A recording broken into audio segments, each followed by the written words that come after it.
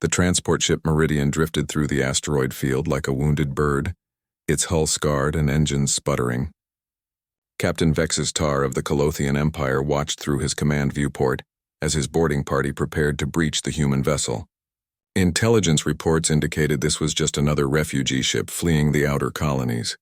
Easy prey, minimal resistance expected. "Sir, we're detecting approximately 200 life signs aboard the target vessel," reported his tactical officer, mandibles clicking with anticipation. "Mostly civilians. Should be a straightforward capture." Vextar nodded, his forearms adjusting various controls on his command throne. The Colothians had been systematically conquering human space for 3 standard years now. These pink-skinned bipeds were weak, their technology inferior, their military doctrine primitive. This would be another routine boarding to secure slaves for the Empire's growing labor needs. Among the refugees huddled in the Meridian's cargo bay, 18-year-old Sarah Chen sat quietly in a corner, her small frame almost invisible among the larger adults around her. She wore simple civilian clothes, a worn jacket, faded pants, scuffed boots. Her dark hair was pulled back in a practical ponytail, and her brown eyes seemed unremarkable to anyone who might glance her way. The other passengers whispered frantically among themselves as the Colothian warship's tractor beam locked onto their vessel. Some prayed to various deities, others clutched personal belongings, and a few wept openly. The ship's captain had already announced over the intercom that resistance was futile. They were outgunned and outnumbered. "Everyone stay calm," called out Dr. Martinez, the ship's medical officer, trying to maintain some semblance of order. "These are non-combatants. They'll process us according to galactic conventions." An elderly man beside Sarah scoffed bitterly. "Conventions? The Colothians don't recognize human rights. We've all heard the stories from the occupied worlds." Sarah remained silent, her fingers absently tracing patterns on her jacket sleeve. She appeared to be just another terrified refugee, another casualty of an interstellar war that humanity was losing badly. The Colothian Empire's military might was legendary.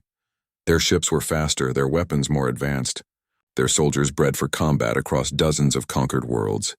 The docking clamps engaged with a resonant clang that echoed through both vessels. Atmospheric seals hissed as the boarding tube connected, and heavy footsteps announced the arrival of the Colothian assault team. The cargo bay doors burst open, revealing 8-foot-tall insectoid warriors in powered armor, their plasma rifles crackling with lethal energy. "Humans." The lead warrior's voice boomed through his helmet's speaker system. "You are now property of the Colothian Empire. Remain motionless and you will not be harmed unnecessarily." The refugees pressed closer together, many raising their hands in surrender. Children cried while their parents tried to comfort them. The Colothian soldiers moved efficiently through the crowd, using handheld scanners to catalog each prisoner. They separated the group by age and apparent physical capability. The strongest would go to labor camps, the elderly and weak to processing centers, and the children to re-education facilities. Sarah watched the proceedings with apparent resignation, but her eyes tracked every movement, every weapon, every tactical position the soldiers took. When a Colothian warrior approached her with his scanner, she looked up with the wide, frightened eyes of a helpless teenager. Classification: young adult female, minimal labor value, the soldier announced in his clicking language to his commander. Recommend Category C processing. The warrior moved on without a second thought. Sarah was exactly what she appeared to be, a small, unremarkable human girl who posed no threat to the mighty Colothian war machine. She would be processed with the other low-priority captives and forgotten about within hours. As the cataloging continued, Captain Vexitar himself entered the cargo bay to inspect the hull. His ornate armor gleamed under the harsh lighting, and his forearms gestured imperiously as he surveyed the cowering humans. This was routine for him. Another successful capture, another group of primitives added to the Empire's vast slave population. "Pathetic," he muttered to his second-in-command. How did these creatures ever think they could resist the Empire? Their military collapses at the first sign of real opposition, and their civilians surrender without even token resistance. His lieutenant clicked agreement. "Intelligence suggests their main battle fleet was destroyed at Proxima Station last month. These refugee ships are all that's left of their presence in this sector." Meanwhile, Sarah had positioned herself near a maintenance panel on the cargo bay wall. To any observer, she appeared to be simply trying to stay out of the way, pressing herself against the bulkhead in fear. Her fingers, however, were making subtle contact with the panel's surface, feeling for specific access points that most people wouldn't even know existed. The Colothian processing continued for another hour. Prisoners were divided into groups, tagged with identification markers and prepared for transfer to the warship's holding cells. The soldiers worked with mechanical efficiency, having performed this same operation dozens of times before on other captured vessels.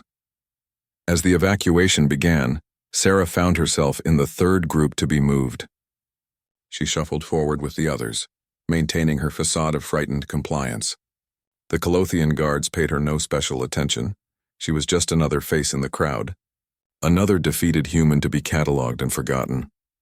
But as she passed through the docking tube connecting the two ships, Sarah's trained eyes were mapping the Colothian vessel's layout, noting security checkpoints, guard rotations, and weapon placements.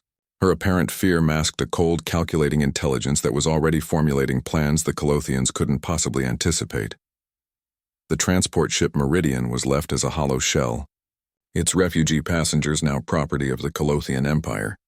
Captain Vexistar was already planning his next target, confident that human resistance in this sector had been effectively eliminated. His soldiers settled into routine patrol patterns, secure in their overwhelming superiority. None of them suspected that among their newest captives was someone who would soon turn their greatest victory into their most devastating nightmare. Sarah Chen was not what she appeared to be, and the Colothians were about to learn that humanity's greatest weapons weren't always the ones that could be seen. The holding cells aboard the Colothian warship Devastator were designed for efficiency rather than comfort. Cramped metal boxes with force field barriers, they held the human prisoners in groups of 20. The air recycling system provided just enough oxygen to keep the captives alive, while the temperature was kept deliberately cold to discourage any thoughts of resistance. Sarah found herself in cell block 7 with 19 other refugees from the Meridian. Her cellmates included Dr. Martinez, the elderly man who had spoken bitterly about Colothian conventions, a young mother with twin boys, and several others who had already begun to despair. The force field hummed constantly, a reminder of their captivity. "They're taking us to the Zarian labor camps," whispered Mrs. Patterson, the young mother, as she held her children close. "I heard the guards talking. No one ever comes back from Zarian." Dr. Martinez tried to offer comfort, but his medical training couldn't help against this kind of despair. "We need to stay strong. Look after each other. That's all we can do now." Sarah sat quietly in a corner, seemingly withdrawn and frightened like many of the younger prisoners, but her ears were carefully tuned to every sound beyond their cell. Guard rotations, shift changes, mechanical systems cycling on and off. The Colothians maintained strict schedules, and those patterns would soon become important. During the first night cycle, as most of her cellmates tried to sleep on the hard metal floor, Sarah began her real work. She had noticed that the force field generator for their cell was mounted in an access panel across the corridor. The Colothians, confident in their technology and the hopelessness of their prisoners, hadn't bothered with excessive security measures. Moving slowly to avoid drawing attention, Sarah approached the force field barrier. To anyone watching, she appeared to be examining their prison in despair. In reality, she was studying the electromagnetic frequency patterns, feeling for resonance points that could be exploited. Her training had included extensive study of Colothian technology, captured and reverse-engineered by human intelligence services over the past 3 years of war.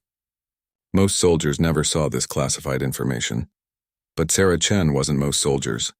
She was something far more dangerous, and the Colothians still had no idea what they had captured. The next morning, food distribution began. Colothian guards moved through the cell blocks, sliding nutrition paste through feeding slots in each force field. The paste was tasteless but nutritionally adequate. The Empire wanted their slaves healthy enough to work. When Guard Unit Zekmoth reached Cell Block 7, he performed his routine scan of the prisoners. The humans looked appropriately defeated, huddled together for warmth and comfort. The small female in the corner seemed particularly pathetic. She hadn't even touched her food from the previous distribution. "Weak species," Zekmoth clicked to his partner. "How did these creatures ever develop space travel? They lack even basic survival instincts." As the guards moved on, Sarah carefully retrieved her untouched nutrition paste. She had been saving it for a specific purpose, and now she began the delicate process of chemical extraction. The paste contained trace minerals that, when properly concentrated and combined, could create a mild corrosive agent. It would take time and patience, but time was something she had. Over the following days, Sarah established herself as one of the more withdrawn prisoners. She rarely spoke, often appeared to be crying quietly, and seemed to be adjusting poorly to captivity. The guards began to ignore her completely, just another broken human who posed no threat to Imperial security. But during the night cycles, when the artificial lights dimmed and most prisoners slept, Sarah worked methodically on her preparations. She had identified 17 different vulnerabilities in their section of the ship, from outdated security protocols to maintenance systems that could be compromised. The Colothians' confidence in their technology was becoming their weakness. Dr. Martinez had begun to notice something unusual about the quiet girl in their cell. While others talked constantly about their fears and despair, she remained observant and alert despite her apparent withdrawal. One night, he quietly moved closer to where she sat. "You're not what you seem, are you?" he whispered, barely audible above the force field's hum. Sarah looked at him with those same frightened eyes, but for just a moment he caught a glimpse of something else, a cold, calculating intelligence that seemed completely at odds with her appearance. "I don't know what you mean," she replied softly, maintaining her facade. "I'm just scared like everyone else." But Dr. Martinez had spent 30 years reading people, and he knew he wasn't looking at just another terrified refugee. "Who are you, really?" Sarah was quiet for a long moment, then made a decision that would change everything. "My name is Sarah Chen. I'm 18 years old, and I grew up on a farming colony called New Eden." She paused, then added in an even quieter voice, "I'm also a lieutenant in the Human Defense Corps, Special Operations Division." The revelation hit Dr. Martinez like a physical blow. The Human Defense Corps had been humanity's elite military unit, the ones who handled the most dangerous missions behind enemy lines. But intelligence reports suggested the entire organization had been wiped out during the Battle of Kepler Station 6 months ago. "That's impossible," he breathed. "The Corps was destroyed. There are no survivors." Sarah's expression remained carefully neutral, but her voice carried a hint of steel. "Official reports of our destruction were greatly exaggerated. We've been operating in deep cover ever since, gathering intelligence and preparing for Phase 2 of humanity's resistance." She gestured subtly toward the force field generator across the corridor. "This capture wasn't an accident, Doctor. This ship is carrying intelligence that could turn the tide of the war. My mission is to retrieve it and get it back to human command." Dr. Martinez stared at her in amazement. "But you're just a girl. You can't be more than 18. "Exactly," Sarah said with the faintest hint of a smile. "That's what makes me perfect for this kind of operation." The Colothians see a harmless human child. They never look deeper. Around them, their cellmates slept fitfully, unaware that their fellow prisoner was planning something that would shake the foundations of the Colothian Empire. Sarah had spent 5 days studying their captors, learning their routines and preparing her tools. Now it was almost time to begin the real mission. The Colothians had made a fatal error in judgment. They had captured what they thought was a helpless refugee ship, but they had actually taken aboard one of humanity's most dangerous weapons. And unlike the plasma rifles and energy cannons they were familiar with, this weapon looked like nothing more threatening than a frightened teenage girl. Tomorrow night, Sarah would begin to show them exactly how wrong they were. The night cycle aboard the Devastator brought with it the usual sounds of a ship in deep space, the hum of life support systems, the distant vibration of engines, and the steady pulse of energy flowing through the vessel's massive frame. In Cell Block 7, most prisoners had fallen into the restless sleep of the defeated, huddled together for warmth on the cold metal floor. Sarah Chen waited until the corridor outside fell completely silent. Guard rotations changed every 4 hours, and she had timed the gap perfectly. Moving with practiced silence, she reached into her jacket and withdrew what appeared to be a simple button from her sleeve. To any casual observer, it looked like nothing more than a piece of fabric trim that had come loose. In reality, it was a molecular disruptor, no larger than a fingernail, capable of interfering with electronic systems at the quantum level. Human technology had advanced significantly during the war, but the Colothians had consistently underestimated their enemies' ingenuity. Sarah approached the force field barrier and carefully positioned the disruptor against a specific point she had identified during her reconnaissance. The device activated silently, creating a microscopic gap in the energy matrix. Not enough to trigger alarms, but sufficient for what she needed to accomplish. The corrosive agent she had been preparing from saved nutrition paste was now ready. Using a thin fiber pulled from her clothing, she created a delivery system that could extend through the tiny gap in the force field. The process was painstakingly slow, requiring absolute precision to avoid detection. Dr. Martinez watched from across the cell, still struggling to accept what he had learned about their quiet cellmate. "What are you doing?" he whispered, barely breathing the words. "Creating an access point," Sarah replied without taking her eyes off her work. The Colothians designed their security around preventing large-scale breaches. They never considered that someone might need only the smallest possible opening. The corrosive agent began eating through the force field generator's housing, targeting specific components that Sarah had memorized from classified technical manuals. The process would take several hours, but when complete, it would create a weakness that could be exploited at the right moment. While she worked, Sarah explained her real mission to Dr. Martinez in whispers. 3 weeks ago, human intelligence intercepted Colothian communications about a strategic planning session aboard this ship. Admiral Vexitar is carrying data crystals, containing the Empire's complete battle plans for their final assault on Earth. Dr. Martinez felt his blood run cold. Final assault? The Colothians have been positioning their forces for what they call the Great Cleansing, a coordinated attack designed to eliminate human resistance once and for all. They plan to strike 17 major population centers simultaneously, using weapons that would make survival impossible.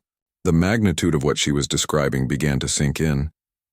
"And you're here to steal those plans?" Sarah nodded grimly. "Not just steal them.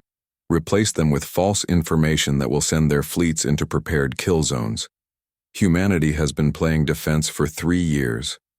It's time we went on the offensive." As she continued her delicate work on the force field generator, Sarah revealed more of the truth about her mission. The refugee ship Meridian hadn't been captured by accident. It had been deliberately positioned in the Colothians' path with Sarah as its only real passenger. The other refugees were genuine, their desperate situation providing perfect cover for her insertion onto the enemy vessel.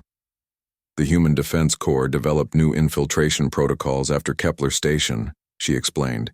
Instead of sending obvious military targets, we use assets that blend completely into civilian populations. I've been trained since I was 14 for exactly this kind of mission. Dr. Martinez struggled with the implications. You're just a child. They turned you into a weapon. Sarah's expression hardened slightly. The Colothians don't make distinctions based on age when they destroy human colonies. Neither can we. This war isn't about maintaining our innocence, it's about survival. By the 4th hour of the night cycle, Sarah had completed the first phase of her sabotage. The force field generator now had a critical weakness that would remain undetectable until activated.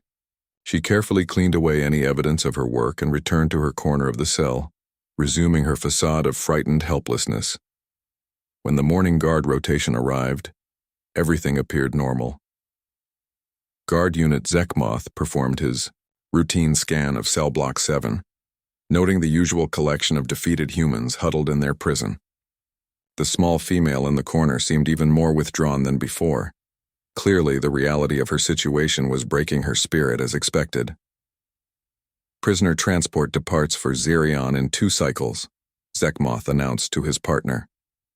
These specimens will provide adequate labor for the mining operations. After the guards moved on, Sarah began Phase 2 of her plan. She had identified the ship's data storage facility through careful observation of guard movement patterns and system access points. Getting there would require precise timing and considerable risk, but the intelligence she could gather was worth any danger. During the midday rest period, when most guards were focused on other duties, Sarah activated her molecular disruptor again. This time, she created a temporary failure in the force field that would last exactly 90 seconds, long enough for her to slip out, but brief enough to avoid triggering automatic alarms. Dr. Martinez watched in amazement as the teenage girl transformed before his eyes. Gone was the frightened refugee, replaced by a professional soldier moving with deadly efficiency. She slipped through the gap in the force field like smoke, disappearing into the corridor beyond. Sarah navigated the ship's passages using mental maps she had constructed during her imprisonment. The Colothians had a weakness for standardized designs, and their vessel layouts followed predictable patterns that human intelligence had thoroughly studied. She avoided main corridors, staying to maintenance passages and service ducts that were rarely monitored. The data storage facility was located 3 decks above the prisoner holding area, in the ship's command section. Getting there undetected required passing through several security checkpoints, but Sarah had prepared for this contingency. From her clothing, she produced what appeared to be dust particles, actually sophisticated signal dampeners that would mask her presence from electronic sensors. When she reached the storage facility, Sarah encountered her first real challenge. The entrance was guarded by an advanced biometric scanner that would instantly identify any unauthorized personnel. But human intelligence had provided her with a solution that the Colothians never could have anticipated.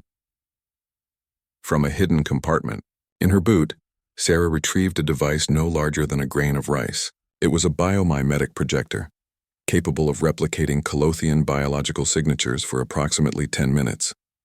The technology was revolutionary, developed from captured genetic samples and reverse-engineered Colothian biology. As she prepared to infiltrate the heart of enemy intelligence operations, Sarah allowed herself a small smile. The Colothians had made the same mistake that had cost them dearly throughout this war. They had underestimated human ingenuity and determination. They saw a helpless girl where they should have recognized their greatest threat. In less than an hour, Admiral Vextar's supposedly impregnable data fortress would be compromised by someone the Colothians considered too insignificant to notice. And that would be only the beginning of their problems. The biomimetic projector activated with a barely audible whisper, surrounding Sarah with an electromagnetic field that would fool even the most sophisticated Colothian sensors. To the scanning systems, she would appear to be Sub-Commander Yextil, a mid-level intelligence officer with routine access to the data storage facility. Sarah approached the scanner with the measured pace of someone who belonged there. The device hummed as it analyzed her projected biosignature, cross-referencing it with authorized personnel files. After 3 tense seconds, the security door slid open with a soft hiss. The data storage facility was a marvel of Colothian technology, crystalline matrices storing vast amounts of information in quantum-encrypted formats. Rows of data cores glowed with soft blue light, each one containing intelligence that could determine the fate of worlds. Sarah moved quickly but carefully, her training allowing her to navigate the complex systems with practiced efficiency. Admiral Vextar's personal data cores were stored in the facility's most secure section, protected by additional layers of encryption and monitoring systems. Sarah had memorized the layout from intelligence briefings, but seeing it in person revealed just how formidable Colothian security could be. Laser grids crisscrossed the access corridors. Motion sensors tracked every cubic centimeter of space, and pressure plates would detect even the slightest unauthorized presence. But human ingenuity had prepared for this challenge as well.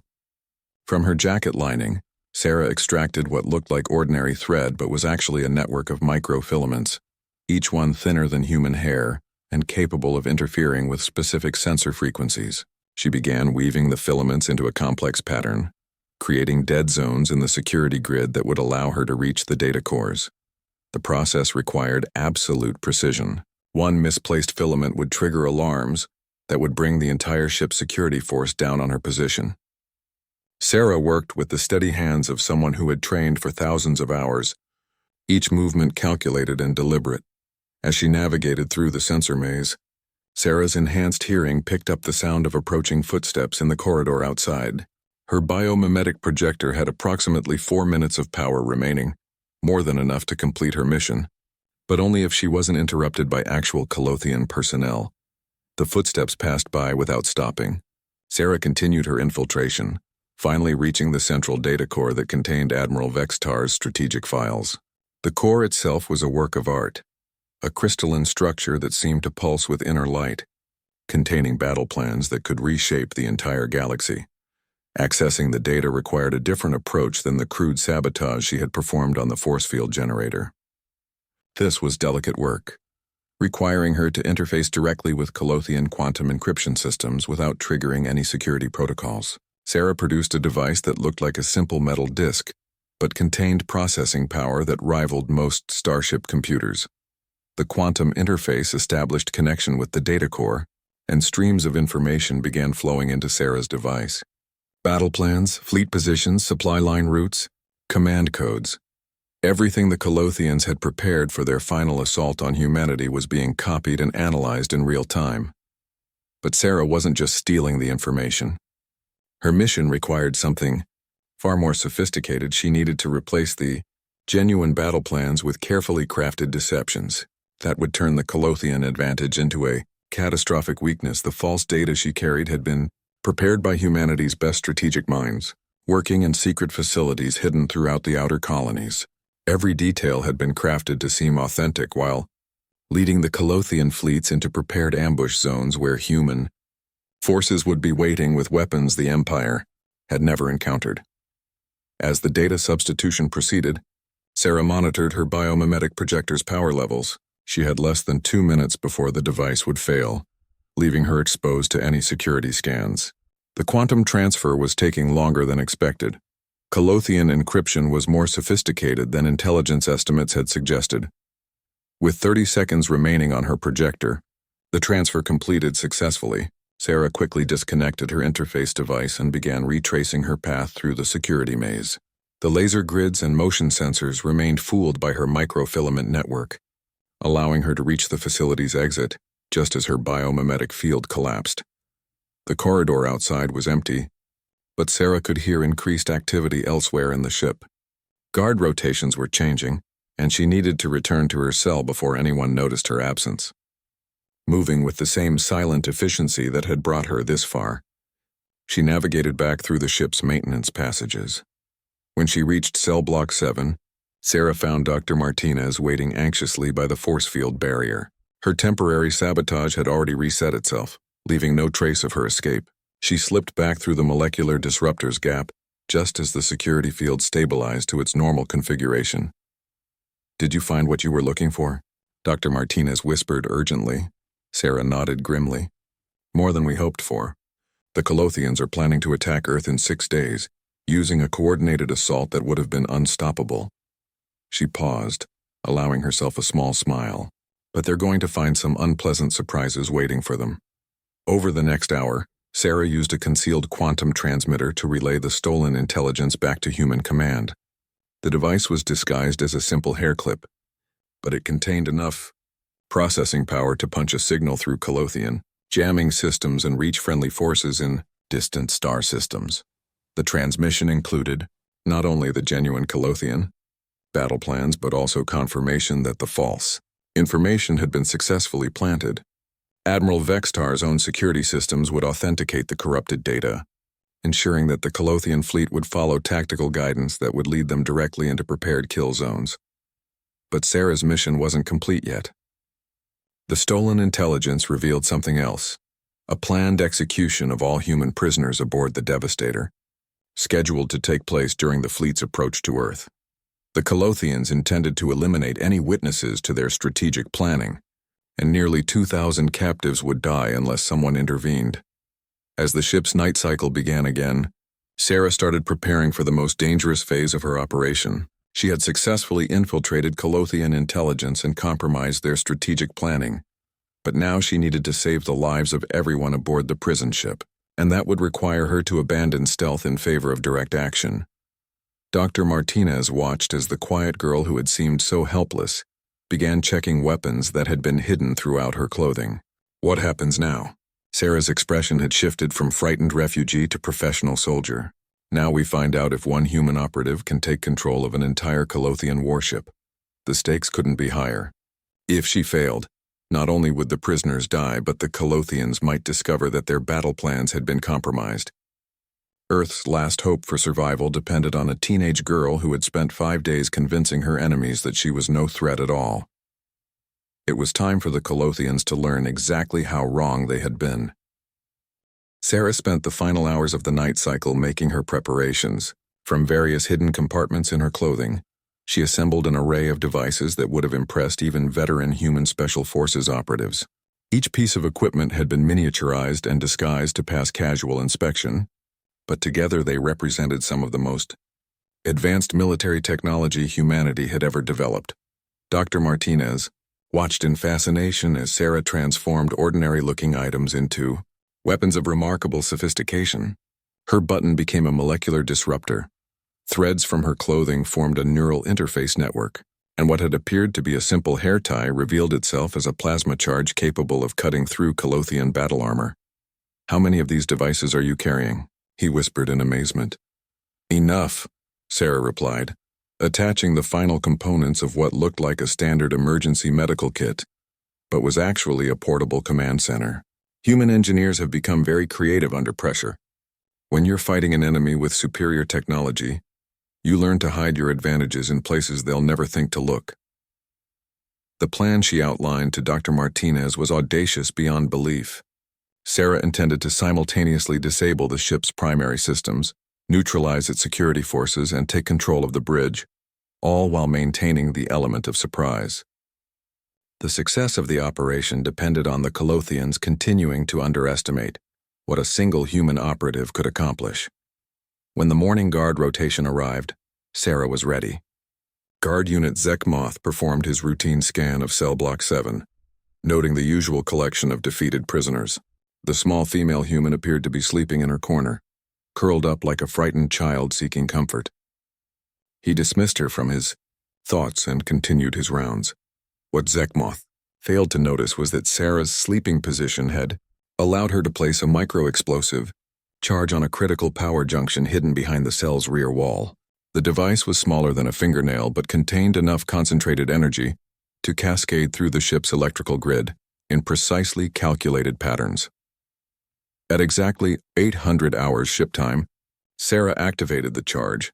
The explosion was barely audible, but its effects rippled through the Devastator like a digital plague. Sarah had studied the ship's power grid during her intelligence gathering, identifying vulnerabilities that could be exploited in sequence. The initial charge triggered a feedback loop that overloaded backup systems throughout 3 deck levels. Emergency lighting flickered as primary power fluctuated. Security systems began cycling through diagnostic routines, creating gaps in surveillance coverage that Sarah had precisely timed. In the confusion that followed, she activated her molecular disruptor and stepped through the weakened force field of Cell Block 7. "Stay here and keep everyone calm," she instructed Dr. Martinez. "When the main systems fail, the force fields will drop automatically. Lead the other prisoners to the escape pods. But wait for my signal before launching." Before Dr. Martinez could respond, Sarah had disappeared into the corridor beyond, moving with purpose toward the ship's primary security center. The Colothian guards were reacting to the power fluctuations with typical military efficiency, but their training had prepared them for external threats, not internal sabotage by a supposedly helpless prisoner. Security teams rushed toward the power grid failure points, leaving other areas of the ship temporarily undermanned. Sarah reached the security center just as the automated systems completed their first diagnostic cycle. She had approximately 90 seconds before full surveillance would be restored, and she intended to make every moment count. The neural interface network she had constructed from clothing fibers now revealed its true purpose. Sarah attached the biocompatible leads to her temples and activated a direct connection to the ship's computer systems. The technology was experimental, developed in secret human laboratories, and it allowed her to interface with Colothian technology at the quantum level. Information flooded through Sarah's consciousness as she accessed the ship's central database. Security protocols, crew locations, weapon systems, life support controls. Everything she needed to take command of the vessel flowed through her enhanced awareness like a digital river. But the neural interface was also dangerous. Human minds weren't designed to process information at quantum speeds, and Sarah could feel the strain building behind her eyes. She had perhaps 5 minutes before the mental overload would force her to disconnect, possibly with permanent neurological damage. Working at superhuman speed, Sarah began rewriting the ship's command protocols. She planted logic bombs in the weapon systems, created false emergency signals that would misdirect security teams, and established backdoor access routes that would allow her to maintain control even if the Colothians discovered her infiltration, and the most crucial modification involved the ship's identification, friend or foe systems. Sarah carefully altered the recognition code so that human prisoners would register as authorized personnel, while Colothian crew members would be flagged as potential threats. The change was subtle enough to escape immediate notice, but comprehensive enough to turn the ship's own security systems against its original crew. As the neural interface approached its safe operational limit, Sarah implemented the final phase of her takeover. She activated dormant subroutines hidden in the ship's navigational computer, programs that had been inserted by human intelligence operatives months earlier when they first identified the Devastator as a priority target. The subroutines began broadcasting a coded signal that would be received by human forces throughout the sector. Within hours, every human ship, outpost, and hidden base would know that Operation Trojan Horse had been successfully initiated. The Colothian Empire's flagship intelligence vessel was now under human control. Sarah disconnected from the neural interface just as security teams reached her location. The strain of quantum speed processing had left her temporarily disoriented, but her training kicked in automatically. From her emergency medical kit, she produced what appeared to be a simple injector but was actually a weapon capable of delivering targeted electromagnetic pulses. The first Colothian guard through the door received a pulse that overloaded his armor systems, leaving him paralyzed but alive. The second guard managed to raise his plasma rifle before Sarah's pulse disabled his weapon and knocked him unconscious. Within seconds, she had neutralized the entire security team without firing a single shot or causing any fatalities. Dr. Martinez and the other prisoners watched in amazement as their force fields deactivated simultaneously throughout the detention area. Emergency announcements echoed through the ship's corridors, but the voices were speaking in human languages rather than Colothian clicks and hisses. "Attention all human personnel." Sarah's voice came through the ship's communication system. "This is Lieutenant Sarah Chen, Human Defense Corps. The vessel Devastator is now under human control. Proceed to designated safe zones and await further instructions." Throughout the ship, nearly 2,000 human prisoners began emerging from their cells, many of them unable to believe what they were hearing. The Colothian crew, meanwhile, found themselves locked out of their own systems, their weapons deactivated, and their communications jammed by the very technology they had considered superior to anything humans could produce. Captain Vextar burst onto his bridge to find chaos erupting around him. His tactical displays showed impossible readings. Human life signs were being identified as friendly forces, while his own crew registered as hostile targets. Emergency protocols were activating and deactivating in random patterns, and worst of all, he had lost complete control of his ship's primary systems. "Report," he roared at his remaining bridge crew, his forearms gesticulating frantically as he tried to make sense of the situation. "Sir, we appear to have suffered a complete system compromise." His tactical officer clicked nervously. "All primary controls are non-responsive, and we're detecting unauthorized access to classified data storage." The truth hit Vextar like a physical blow. Someone had infiltrated his ship, stolen his intelligence, and was now systematically dismantling the pride of the Colothian fleet from within. But how? His security was absolute, his crew was loyal, and his prisoners were nothing more than defeated humans. That was when he remembered the small female from Cell Block 7, the one who had seemed so helpless and broken. The one his guards had dismissed as insignificant. "Find me the prisoner manifest from the captured transport," he ordered grimly. "Focus on the female. Designation CC-7-18. As his crew scrambled to comply, Vextar began to realize the magnitude of his mistake. The Colothian Empire had built its dominance on the assumption that other species were inferior, incapable of matching their technological and tactical superiority. They had never considered that humanity's greatest strength might be its ability to appear weak while preparing devastating surprises. Meanwhile, Sarah had reached the ship's armory, where she began distributing weapons to the freed human prisoners. But these weren't captured Colothian weapons, they were human-manufactured, arms that had been secretly placed aboard the ship months earlier by the same intelligence operation that had planted the navigational subroutines. How that was lighter and more responsive than anything he had ever seen. "How is this possible?" he asked Sarah as she coordinated the arming of their fellow prisoners. "The Human Defense Corps has been preparing for this moment since the war began," Sarah explained while checking the charge levels on a portable shield generator. "Every major Colothian vessel has been infiltrated by our operatives over the past 3 years. We've been placing assets, installing backdoors, and preparing for the day when we would turn their own ships against them." The revelation was staggering. While the galaxy had watched humanity suffer defeat after defeat, human intelligence services had been orchestrating one of the most complex espionage operations in galactic history. The Colothians' apparent victories had actually been setting the stage for a reversal that would reshape the entire war. But Sarah's mission still wasn't complete. Taking control of the ship was only the beginning. Now she needed to ensure that the false intelligence she had planted would reach its intended targets. That meant keeping Admiral Vextar alive long enough to transmit the corrupted battle plans to the Colothian High Command. As alarms continued to wail throughout the Devastator, Sarah made her way toward the bridge. The time for stealth and deception had passed. Now it was time for the Colothians to face the reality of what they had captured and what it was going to cost them. The bridge of the Devastator had become a scene of controlled chaos as Admiral Vextar's crew struggled to regain control of their own ship. Warning lights flashed in patterns that seemed almost mocking, and the main tactical display showed human life signs moving freely throughout areas that should have been completely secure. Vextar stood before his command throne, his forearms working frantically at control interfaces that no longer responded to his commands. 3 years of easy victories over human forces had not prepared him for this moment. The realization that his enemies had been far more cunning and patient than he had ever imagined.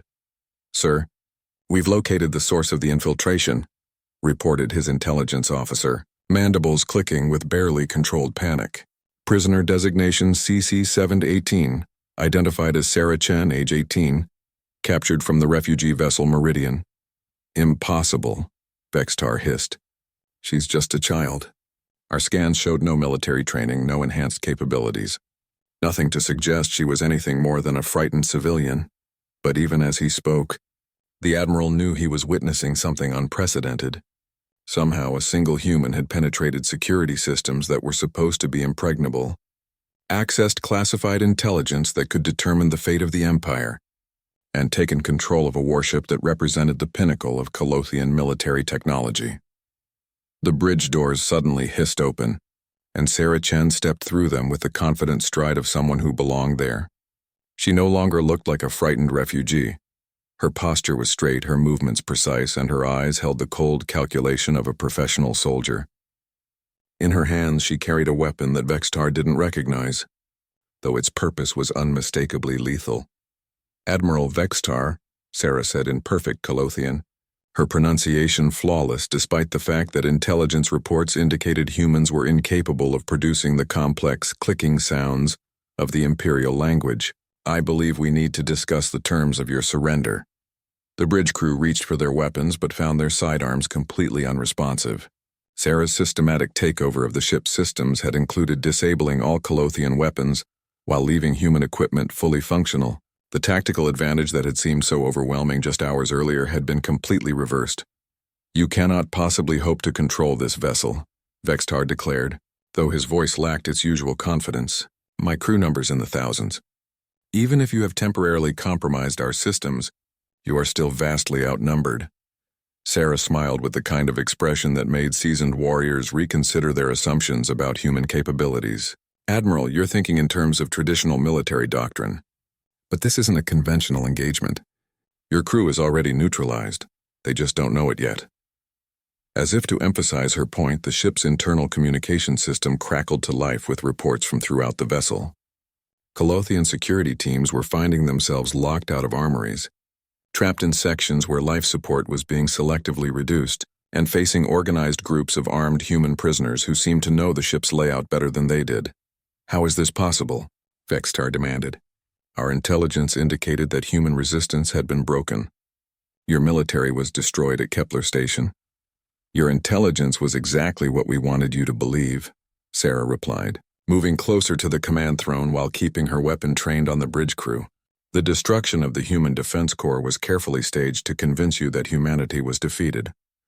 While you celebrated your victories, we were infiltrating your ships, studying your technology, and preparing for this moment. She gestured toward the tactical display, which now showed the true scope of the operation. Throughout Colothian space, similar scenarios were playing out aboard dozens of other vessels. Ships that the Empire had considered absolutely secure were revealing themselves to be compromised, their human prisoners transforming into coordinated resistance forces that had been years in the making. The Battle of Kepler Station wasn't our defeat, Sarah continued. It was the opening move of a strategy that you never saw coming. Every victory you achieved, every human ship you captured, every prisoner you took, all of it was part of a plan to position our operatives exactly where we needed them to be. Admiral Vex's Tar felt something he had never experienced before in his long military career: genuine fear, not fear of death in honorable combat, but the cold terror of realizing that everything he thought he knew about his enemy had been carefully constructed deception. "What do you want?" he asked, his voice barely above a whisper. Sarah's expression became deadly serious. "You're going to transmit your battle plans for the assault on Earth exactly as scheduled. Your fleet commanders are expecting those orders, and they're going to receive them. The only difference is that the plans they follow will lead them into the largest military ambush in galactic history." The Admiral's mind raced as he began to understand the full scope of what had been done to him. The intelligence theft hadn't been random. It had been precisely targeted to ensure that corrupted information would flow through official Colothian channels, authenticated by his own security systems and delivered with his personal authorization codes. "You're using me to destroy my own fleet," he said with a mixture of horror and grudging admiration. "I'm using your arrogance against you," Sarah corrected. "The Colothian Empire has spent so much time believing in its own superiority that you forgot the most basic rule of warfare. Never underestimate your enemy." Dr. Martinez appeared in the bridge entrance, flanked by other freed prisoners who were now armed with weapons that seemed far too advanced for captured refugees to possess. The elderly doctor looked at Sarah with new understanding, finally seeing her for what she really was, not just a soldier, but a symbol of humanity's refusal to surrender in the face of overwhelming odds. "The other ships in the sector are responding to our signals," Dr. Martinez reported. "Human operatives aboard 17 Colothian vessels have successfully initiated takeover protocols. The Empire's intelligence network is completely compromised." Vexitar slumped in his command throne, the weight of his failure crushing down on him like a physical force. In trying to capture what he thought was a helpless refugee ship, he had instead given humanity access to the most sensitive military secrets in the Empire. His pursuit of easy victories had led him to make the one mistake that would cost the Colothians everything. Sarah moved to the communication console and began entering commands with the efficiency of someone who had memorized every aspect of Colothian command protocols. "Admiral, you're going to help me send a message to your high command, and after that, you're going to personally oversee the transmission of the battle plans that will end this war." As the Devastator's communication systems powered up to broadcast across the Empire, Sarah allowed herself a moment of satisfaction. The mission that had seemed impossible just days earlier was now approaching its successful conclusion. But more than that, she had proven something that would echo throughout the galaxy for generations to come. Humanity's greatest weapon had never been its technology or its military might. It had always been its ability to endure, adapt, and turn apparent weakness into devastating strength. The Colothians had learned that lesson too late to save themselves. 6 hours later, the communication arrays of the Devastator had transmitted what would become known as the most consequential military orders in galactic history. Admiral Vextar, under Sarah's careful supervision, had personally authenticated and sent the corrupted battle plans to every Colothian fleet commander in the Empire. To their sensors and security systems, the orders appeared completely legitimate, signed with proper authorization, codes and carrying the Admiral's personal command, seal, but embedded within those plans were tactical modifications that would prove catastrophic for the Colothian war effort. Fleets that expected to find defenseless human colonies would instead encounter prepared kill zones. Supply convoys would be routed through sectors where human forces had been waiting for months. Most critically, the coordinated assault on Earth would bring the Empire's most powerful battle groups directly into range of weapons that humanity had been developing, in secret since the war began. Sarah stood on the bridge of what had once been the pride of the Colothian fleet, watching as confirmation signals arrived from across the Empire. Fleet after fleet acknowledged receipt of their orders and began moving toward positions that would ultimately seal their fate. The greatest military reversal in galactic history was now in motion, triggered by what the Colothians had dismissed as a helpless refugee girl. Admiral Vextar sat slumped in his command throne, staring at tactical displays that showed the deployment of his own forces. "You've destroyed everything," he said quietly, his voice carrying the weight of absolute defeat. The Empire, the fleet, millions of lives, all undone by a single human child. "Not a child," Sarah corrected, though not unkindly. "A soldier, and not just any soldier, one of thousands who volunteered for missions like this because we believed that humanity deserved to survive."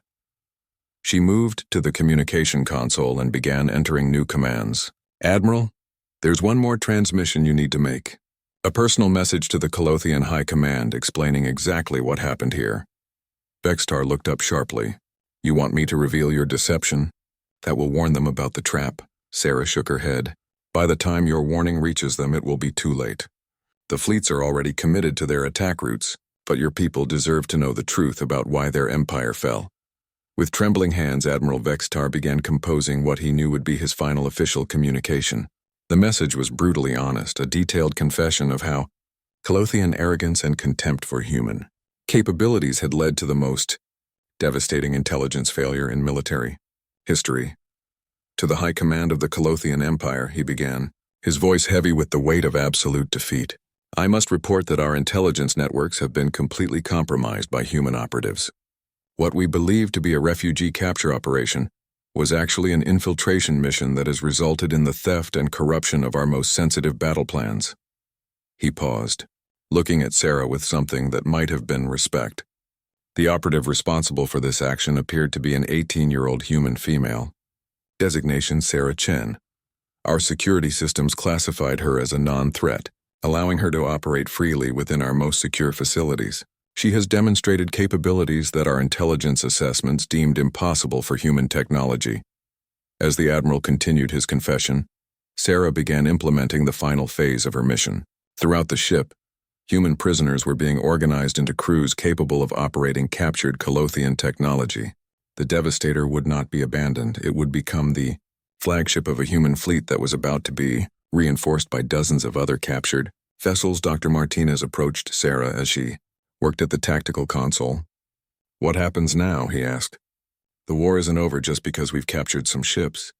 "You're right," Sarah agreed. "But we've changed the fundamental balance of power. For 3 years, the Colothians have been fighting what they thought was a primitive, defeated enemy. Now they're going to discover that humanity has been playing a much deeper game than they ever imagined." The tactical display updated to show the position of human forces throughout the sector. What had appeared to be scattered refugees and defeated remnants was revealing itself to be a carefully coordinated network of assets, positioned for maximum strategic impact. The Colothians hadn't been fighting the real human military, they had been fighting an elaborate deception.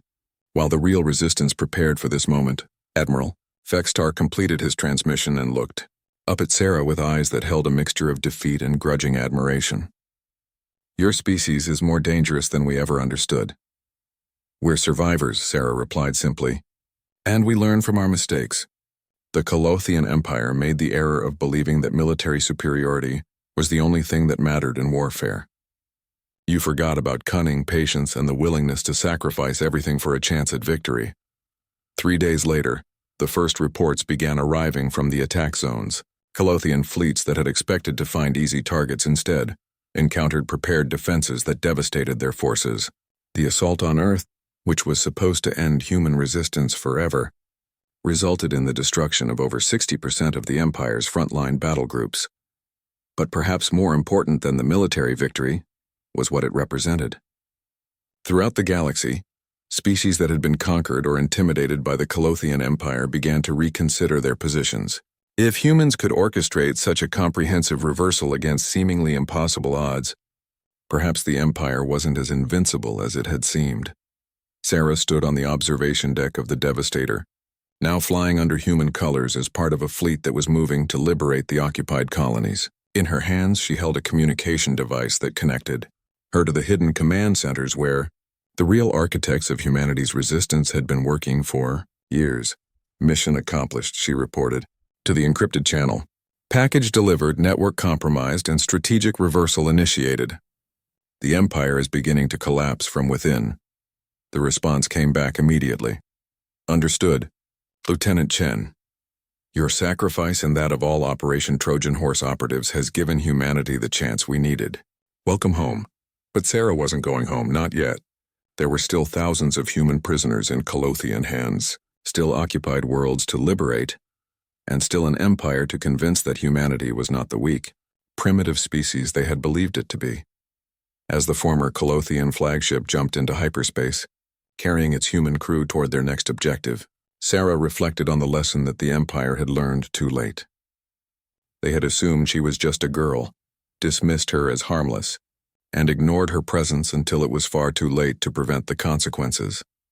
The Colothians had discovered that humanity's greatest strength was not its technology or its military might, but its ability to appear weak while preparing devastating surprises. They had learned that underestimating their enemy was a mistake that could cost them everything. And now, as word of the reversal spread throughout the galaxy, other species were beginning to understand the same truth. Humanity had not just survived the Colothian Empire's attempt at conquest. They had turned it into the foundation of their own rise to power among the stars. The girl they had dismissed as helpless had become the architect of their empire's downfall, and across the galaxy, the Colothians were finally beginning to plead for the mercy they had never shown to others.